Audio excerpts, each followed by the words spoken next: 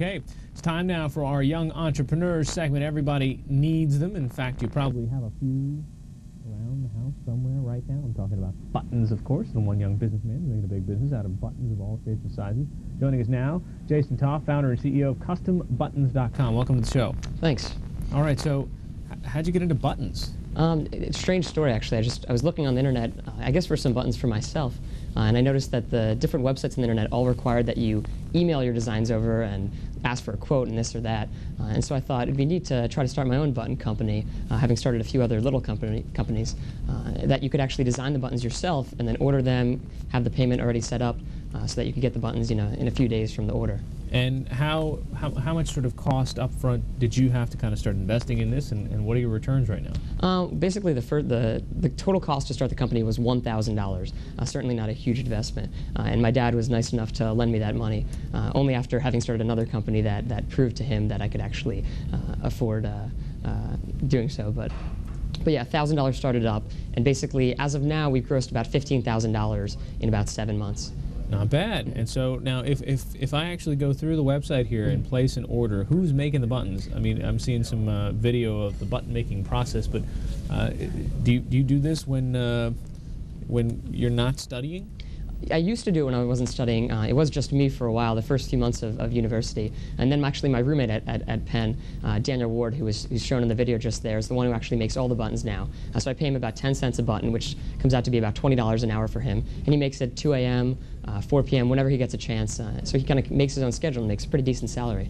Wow! And so then now you're managing a business and going to school. You're taking some business courses at is it Penn? Yeah, I'm in the Wharton School of Business at the University of Pennsylvania. So unfortunately, I get to study undergraduate business as a rising sophomore. And my roommate again is also in Wharton. So the two of us kind of run the business. Recently, we actually just employed 2 other people to answer the phone and a 1-800 number and to do the graphic designs for our customers. Okay, I can see that you've got big bands that are like you got Ben Folds 5 button and a Guster button. Absolutely. And so, how many people order this? I mean, what sort of volume are you talking about here? I think the number of visitors, unique visitors per month, is about 4,000 to 5,000. Since the company started, I guess last September was the big start, we've had 1,200 roughly members sign up, meaning they could save a design to their account, they give us their address, all that information. So we have about 1,200 members at this point. All right, and then so what do you hope to do with this? I mean, the buttons are just the beginning, or what? Yeah, basically, I mean, there's only so much you can do with a button company. You can only make so much money, and really, my hopes are a bit higher than the $15,000 a year I'm making right now. Who's this? Is there an 800-pound gorilla in the button space? Not exactly. I'm trying to become that 800-pound gorilla. I think that with the help of the nice designers I found in India, the website we've created has become one of the main companies on the internet. Huh. But not exactly. That's what helped me get into the business, actually. And what got you started? I mean, what gave you the entrepreneurial bug? How far back can we go here? I have no. I mean, I don't know how it started. All I know is in elementary school, I used to go to the wholesale, like Sam's Wholesale Club, buy packs of 50 lollipops for 6 cents each, sell them for 50 cents to my bus mates.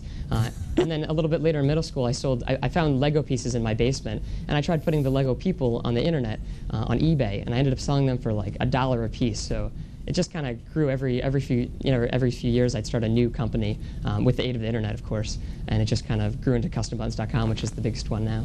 Right, and then so what do your friends think about this when you say, hey, listen, I got to go back, I got some buttons I have to make and ship tonight? It's always strange. I always try to con them into joining me in the operation so that hopefully, in the position I'm in now, is that I can kind of oversee everything, make sure everything's going okay, but not do too many hours of manual labor. But right. It's always a little strange when you're studying statistics and you got to cut it short to go make some buttons. And what point does this business become a hindrance, or where you'd have to outsource the whole thing out to either a group of people somewhere in Mississippi or in India or wherever? Well, the two answers to that question. First of all, I can adjust the advertising to my company, and that's the beauty of the internet. So basically, I can choose how many times I want to show up on the Google AdWords on the right side of the page. And so basically, if I have finals coming up, I can tune down the advertising. But also, I've set up an infrastructure on the website. So basically, producers, I could add more producers that could buy the machines like you saw in the picture. They could ideally produce from their homes all across the country and send them out and keep track of it online so that I can monitor it all.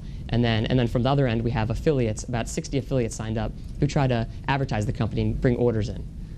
Wow. Yeah. So, and I'm imagining that you're talking about the sort of the keywords on Google's searches. Yeah, Is that right? Google's, of course, the largest search engine, very difficult to get in the main section. But if you go to the right side of the page, depending on what exact words you search for, custom What buttons. keywords do you buy? I have a number. Right now, the advertising is pretty low because I've been pretty occupied for the summer. But Right. buttons, custom buttons, 1-inch buttons, 2.25-inch buttons. And again, the way the Google works is on the side, it'll Yeah. randomly display it. So it might come out 1 and 3, but if a billion people are searching a day, that ends up in a few thousand hits a day. Wow.